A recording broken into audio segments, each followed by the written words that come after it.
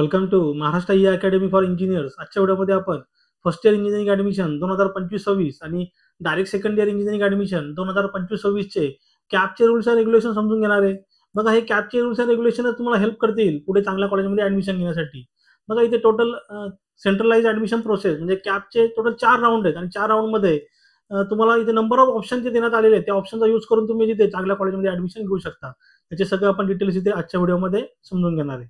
बघा, असेच तुम्हाला पुढच्या येणाऱ्या व्हिडिओचे अपडेट हवे असतील तर आपलं जे टेलिग्राम चॅनल आहे ते टेलिग्राम चॅनल जॉईन करा. त्याची लिंक तिथे डिस्क्रिप्शनमध्ये दिलेली आहे. तसेच तुम्हाला डायरेक्टली माझ्याशी कम्युनिकेट करायचं असेल तर डिस्क्रिप्शनमध्ये व्हॉट्सअप कम्युनिटीची लिंक सुद्धा दिलेली आहे.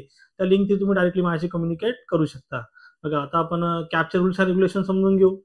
तर एकदम सिंपल आहेत कॅपचे रूल्स अँड रेग्युलेशन. ह्या रूल्स अँड रेग्युलेशन यूज तुम्हाला बेटरमेंटसाठी करायचे आहे. मग आता सर्वात पहिला जो इथं राऊंड स्टार्ट होतोय कॅप राऊंड 1. कॅप राऊंड 1 मध्ये काय आहे, फर्स्ट जो प्रेफरन्स असेल तुमचा तो ऑटो फ्रीज असेल.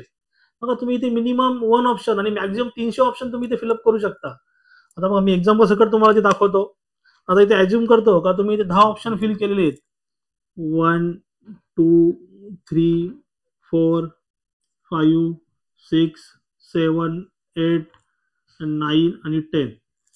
मी असं ॲज्युम करतो का तुम्ही 10 ऑप्शन इथे फिलअप केलेले आहेत. बघा, कॅप राऊंड 1 मध्ये काय आहे, कॅप राऊंड 1 मध्ये फर्स्ट प्रेफरन्स हा ऑटो फ्रीज असेल. म्हणजे तुम्हाला 1 नंबरचा ऑप्शन इथे लागला तो जिथे हाय प्रायोरिटी चॉईस मानला जाईल आणि तुमचं तिथे ऍडमिशन तिथे ऑटो फ्रीज असेल. म्हणजे त्या कॉलेजमध्ये तुम्हाला ऍडमिशन घेणं कंपल्सरी आहे. तर तुम्ही फॉर्म भरताना केअरफुली तिथे फॉर्म फिलअप करा. आणि समजा तुम्हाला 3 नंबरचा ऑप्शन तिथे अलॉट झाला तर तुम्ही काय करू शकता, तिथे बेटरमेंटचा ऑप्शन घेऊ शकता. तर तुम्हाला ते कॉलेज आवडलं नसेल तर तुम्ही इथे बेटरमेंटचा ऑप्शन घेऊ शकता. तुम्हाला ते कॉलेज आवडलं असेल तर ते ऍडमिशन तुम्हाला घ्यायचं आहे, तुम्ही ते सेल्फ फ्रीज करू शकता. त्यानंतर अलॉटेड इन्स्टिट्यूटला व्हिजिट करून तुमचं ऍडमिशन तिथे कन्फर्म करू शकता. कॅप राऊंड मध्ये 1 मध्ये फर्स्ट प्रेफरन्स तुमचा ऑटो फ्रीज आहे. आता बघा, कॅप राऊंड 2 मध्ये पहिले 3 प्रेफरन्स म्हणजे 1 2 3 हे तुमचे ऑटो फ्रीज आहेत. म्हणजे तुम्हाला 1 2 3 पैकी कुठला अलॉट झाला तुम्हाला तिथे ऍडमिशन घेणं कंपल्सरी आहे.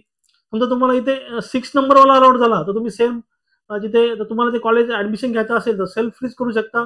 तुम्ही बेटरमेंट किंवा नॉट फ्रीजचा ऑप्शन सिलेक्ट करून पुढे जाऊ शकता. तुम्हाला कॅप राऊंड 3 मध्ये एंट्री भेटेल. आणि सेम कॅप राऊंड 3 मध्ये पहिले जे 6 प्रेफरन्स आहेत ते ऑटो फ्रीज आहेत. म्हणजे 1 2 3 4 5 6.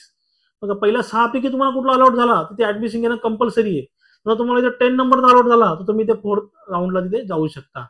आणि सेल्फ फ्रीज केल्यानंतर किंवा ऑटो फ्रीज मध्ये सेम प्रोसिजर आहे. तुम्हाला तिथे ऑनलाईन फी पे करून डॉक्युमेंट कन्फर्मेशन करून नंतर अलॉटेड इन्स्टिट्यूटला व्हिजिट करायची आहे आणि ऍडमिशन तिथे कन्फर्म करायचं आहे.